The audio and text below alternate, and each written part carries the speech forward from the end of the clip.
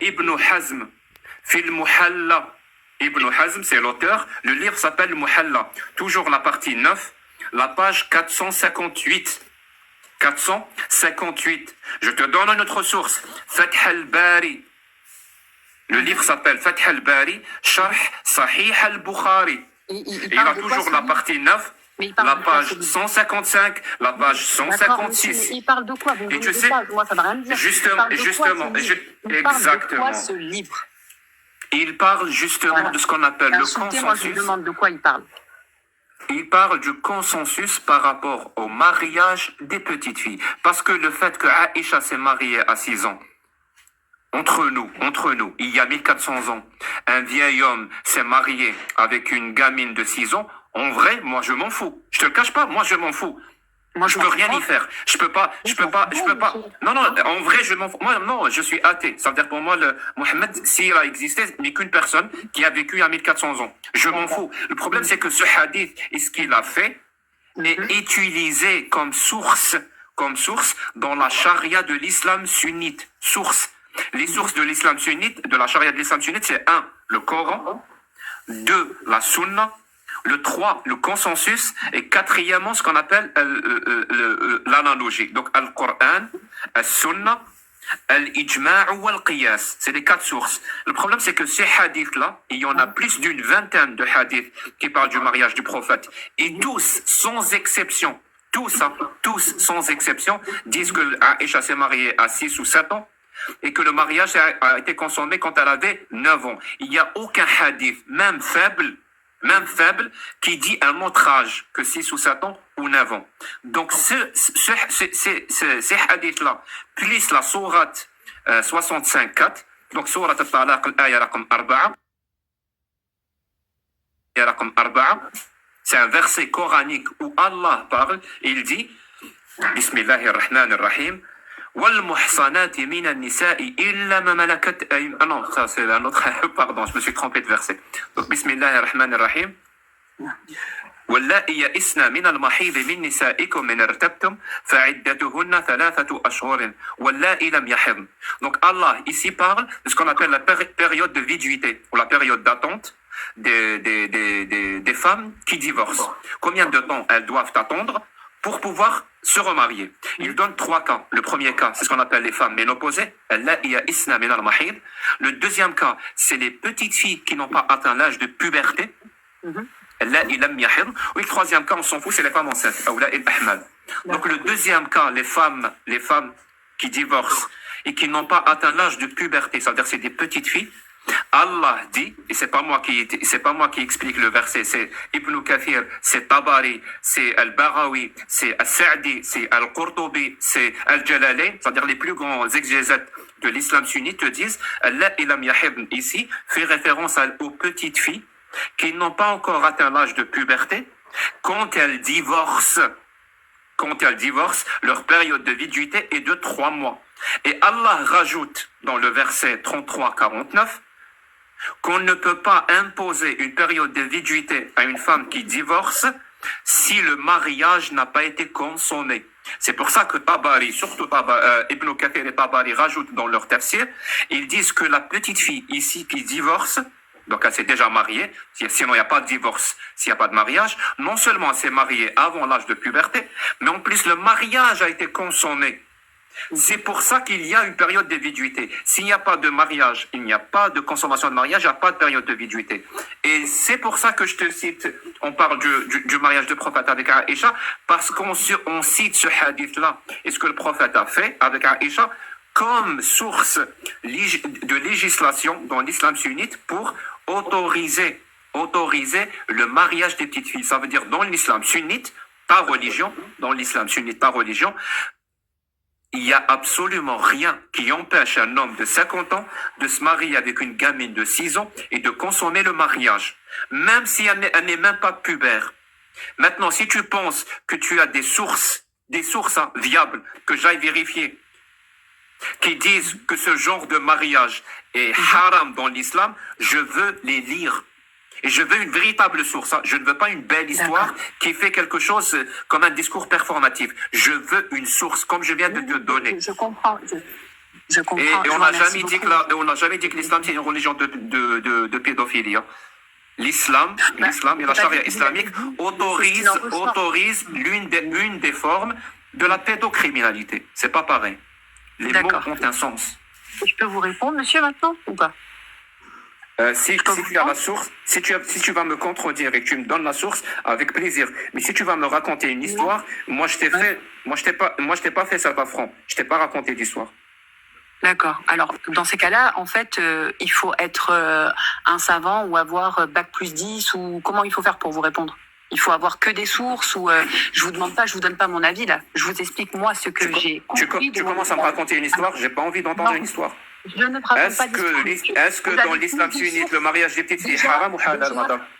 Non, il est pas abordé de telle manière, monsieur. Ça veut dire Je quoi? viens Ça veut dire- littéralement de te donner toutes les sources qui disent que c'est halal. Toi, Oui, mais tu vous penses pouvez me que donner autant mes de sources sont il s'agit- fausses? Il s'agit. Non, je vous ai pas dit ça. Vous me laissez même pas Très finir. bien. Je vais vous Est-ce que c'est expliquer. halal ou c'est haram? Je vais vous expliquer de la meilleure des manières. Est-ce que vous pouvez me laisser terminer ou vous aussi? Moi, je vais pas vous insulter, vous arrêtez de me couper alors. J'ai pas Vous demandez, envie est-ce que je peux vous j'ai répondre? pas envie d'écouter une Ah histoire. non, n'écoutez pas Est-ce alors. que tu comprends Dans ça? ce cas-là, j'arrête de parler et je vous laisse. Donc c'est tout ce que tu peux dire. Ah bah alors, Tout ce que je tu peux peux parler dire, ou c'est pas, des alors? histoires. Je peux parler ou Tout pas? ce que tu peux, ça veut dire tout ce que tu peux dire, Ouais. c'est des histoires, madame. C'est grave. Hein. Non, c'est pas des histoires, d'accord, monsieur? La seule chose. Très que bien. je vous Alors, dis, dis-moi c'est ce que l'islam vous sunnite prenez dit une par rapport au source, mariage des petites filles. Vous prenez une source que vous connaissez bien, vous avez l'air de maîtriser parfaitement votre sujet et vous le divulguez et vous essayez en fait de le revendiquer, même si vous vous foutez que le prophète, alayhi salatu wassalam, en fait, avait telle et telle chose, d'accord? Vos sources, elles sont claires parce que beaucoup de gens suivent cette source. Maintenant, moi, vous allez me faire comprendre d'une autre manière parce que je n'ai pas autant de savoir de source, je ne sais pas lire l'arabe, donc je pars pas d'un mauvais principe, je pars du fait que pour moi, dans ces cas-là, pourquoi le jour du jugement, vu que vous connaissez très très bien, monsieur, pourquoi le jour du jugement, Dieu, d'accord, si on part de cette base, du coup, on part de religion, donc on va partir d'Allah, punira, d'accord, le vieillard qui consumait, d'accord, la fornication avec des jeunes filles. Expliquez-moi ça alors. C'est quoi fornication? Ah si, C'est Dieu quoi dans le Coran, c'est quoi fornication. Madame, pardon. fornication, Oui, alors, ça veut dire relation sexuelle fornication, en dehors du mariage. ou le fait qu'elle soit mineure. Dieu punira. le jour de la Madame, résurrection. écoute, Oui, écoute. fornication, Fornication, ça veut très D'accord. bien. Moi, je te dis, pas fini, monsieur, Allah c'est pas fini, autorise la consommation, Oui. autorise le fait d'avoir des relations sexuelles avec D'accord, des on est petites combien filles. de sunnites? Au Alors, sein dans ces du cas-là, mariage. il y a combien de Au sunnites sein sur du Terre, monsieur? mariage. Il y a combien de sunnites sur Terre, monsieur? En Arabie Saoudite, partons de la base, d'accord? On va pas essayer de s'expatrier hors contexte. On va aller aux sources. En Arabie Saoudite, vu que vous y connaissez bien, il y a combien de pourcentage de sunnites? Ceux qui suivent le Coran et la Sunna. Il y en a combien? Pourquoi tu parles des Saoudiens? Je Parce pas que compris comme ce ça, qu'on moi, entend. j'aimerais Tu parles bien de savoir l'islam, tu parles des Saoudiens. Ben non, je vous parle en fait de ceux qui suivent la religion sunnite. Vous m'avez même pas expliqué. Je vous ai dit, on parle de la base. Je te parle de la base. religion. Je veux Pourquoi tu savoir me combien parles y a-t-il des de Saoudiens? pourcentage de sunnites qui suivent la religion, monsieur? Combien y en a-t-il à l'heure d'aujourd'hui? 200% si tu veux. 200%. 200%. Et 200% sont mariés avec des filles de l'âge de 6 ans. Absolument Si c'était la pas. condition Absolument à suivre, dans pas. ces cas-là, on l'aurait Absolument. suivi. On l'aurait suivi. Tu sais monsieur. pourquoi? Il y a bien Parce une qu'on est en divergence, 2024, madame. Ah, Les d'accord. pays du monde ont signé des conventions qu'ils ont Oui. intégrées dans leur constitution. La Oui. première convention qu'ils ont signée, c'est la Déclaration universelle du droit de l'homme et du citoyen de D'accord. 1948. Oui. Et ensuite, ils ont signé d'autres conventions qui protègent les enfants, celle de 1959 ou celle de 1988, qui ont intégré encore une fois dans leur législation. Parce que les sources de la législation d'un pays, l'une des sources, c'est les conventions internationales. Et dans ces D'accord. conventions internationales rédigées par l'homme, il y a la protection des enfants. C'est pour ça que ces gens-là ne font pas ça de un et de deux, parce qu'ils vivent en 2024. Et en 2024, je vais te le dire, hein, le comportement des musulmans est 10 000 fois plus honorable que les textes de l'islam. Moi, je te dis, si un État applique la charia, applique la parole d'Allah, prend le comportement du prophète comme un exemple à suivre, Oui. est-ce qu'on va autoriser ou on va interdire le mariage des petites filles? Bah, écoutez, moi j'ai envie de vous dire que Victor Hugo, en fait, qui est bel et bien français, grand écrivain bien connu. Est-ce que tu sais que mon plat préféré c'est le couscous? C'est le couscous. Est-ce que tu sais que mon plat préféré c'est le couscous? Couscous blanc. Avec des navets, des pois chiches, du poulet. J'aime bien quand il y a du poulet. Voilà, maintenant qu'on a dégraissé un peu, toi tu as parlé de Victor Hugo, moi j'ai parlé de Ah oui, bah Victor Hugo, il a parlé du prophète. On revient à l'essentiel, s'il te Il a plaît. parlé du prophète. Est-ce que dans l'islam sunnite, tu as un texte qui dit, est-ce que dans l'islam sunnite, tu as un texte qui dit que le mariage des petites filles est haram? Victor Hugo a même dit que si l'humanité était dirigée par des comportements... Merci, mais je sais pas qui a fermé son micro, mais merci. Madame, tu pars complètement à gauche. Non, pas du Moi, tout. je reste sur les textes.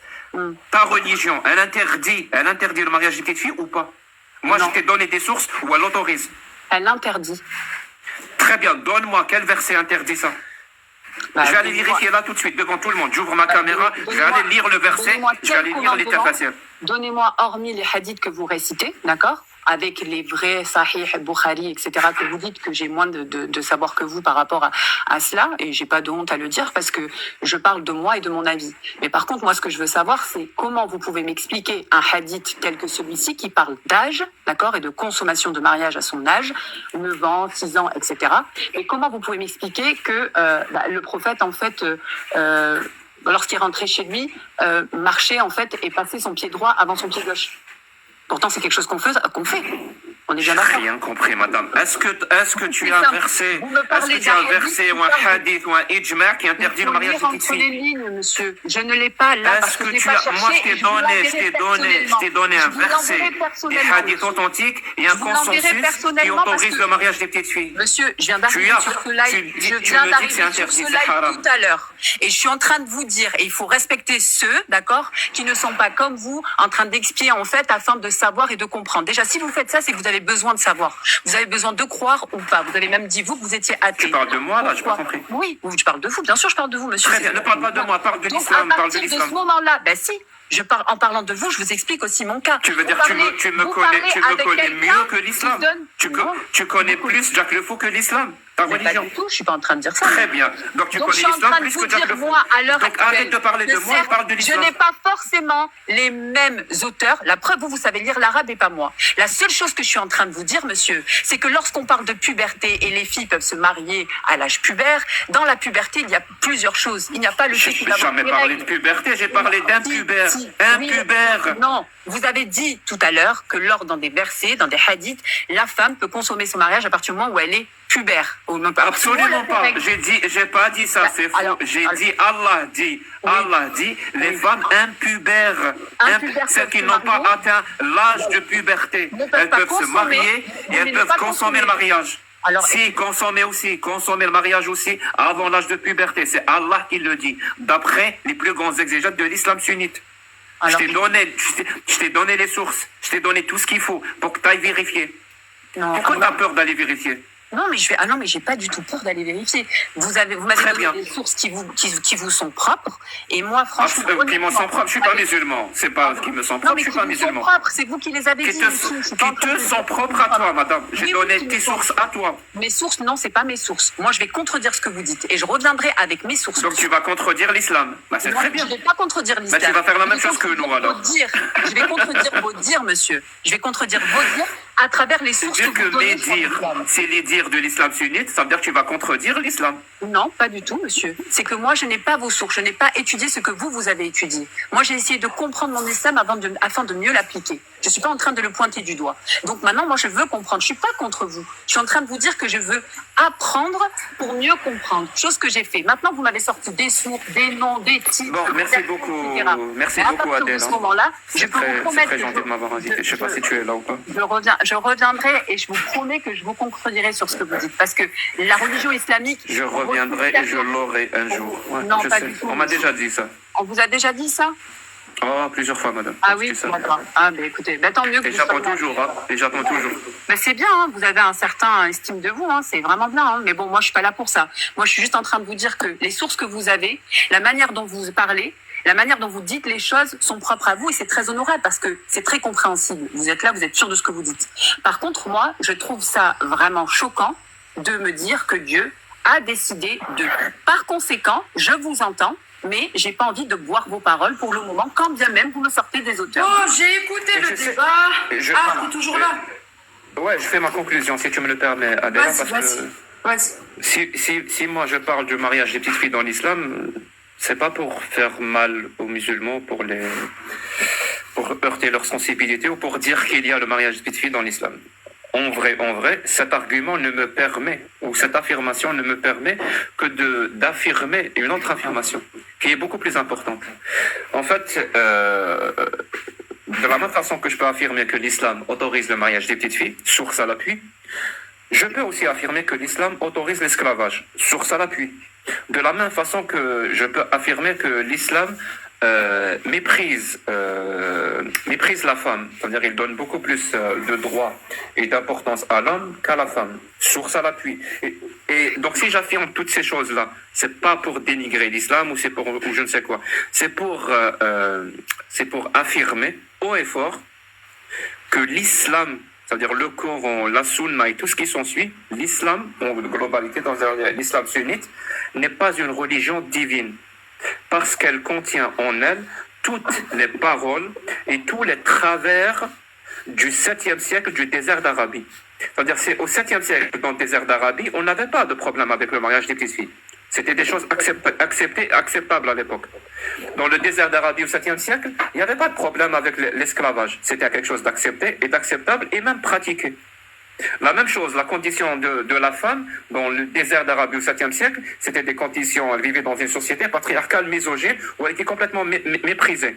C'était l'époque. Le problème, c'est que les gens prétendent que l'islam est divin, que le Coran est le verbatim d'un Dieu, en l'occurrence Allah. Mais le truc, c'est que à chaque fois que l'islam s'exprime, donc dans la bouche d'Allah ou la bouche du prophète, c'est des bédouins. C'est des bédouins du 7e siècle, avec toute leur ignorance, avec toutes leurs pratiques obsolètes, qui s'expriment.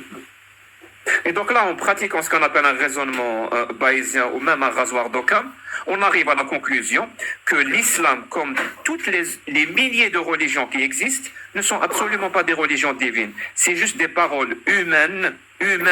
La preuve, à chaque fois que Allah parle, il n'y a aucune différence entre lui et un bédouin du 7e siècle. Il n'y a pas de différence. Donc, qu'est-ce qui fait? Pourquoi alors prétendre le contraire? Pourquoi prétendre que le Coran est la parole d'un Dieu qui a créé l'univers ou les galaxies ou les trous noirs ou je ne sais quoi d'autre? Pourquoi prétendre ça? Alors qu'à chaque fois qu'on le lit, on est en train littéralement de lire l'ignorance du 7e siècle. Le problème, c'est que quand tu prends cette ignorance du 7e siècle et que tu l'appliques en 2024 et que tu dis que cette parole est divine, cette parole, elle est parfaite, cette parole, il faut l'appliquer, ben, tu vas finir par appliquer ce qu'on appelle des pratiques barbares, des pratiques même criminelles. Parce que je suis désolé de vous l'annoncer ainsi, mais permettre en 2024, permettre à un homme de 50 ans de se marier avec une gamine de 6 ans et de consommer le mariage, c'est permettre un crime. Permettre en 2024 à un homme de posséder des esclaves, c'est permettre un crime. Permettre à un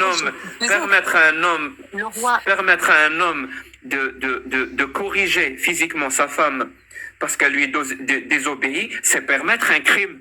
Et je peux continuer comme ça pendant longtemps. C'est pour ça nous, madame, on parle de cette religion. C'est pour ça qu'on lit les textes. C'est pour ça qu'on dénonce. C'est pour ça qu'on dévoile ce qu'elle contient. Parce qu'il y a des gens en face, et c'est leur droit, bien sûr, hein, et eux, ils prétendent que cette parole est parfaite. Ils prétendent que cette parole est divine. Donc, comme eux se sont permis, ils se sont donné le droit, à juste titre, ils ont le droit de le faire, de défendre que cette parole est parfaite et divine, nous aussi, on a ce droit-là.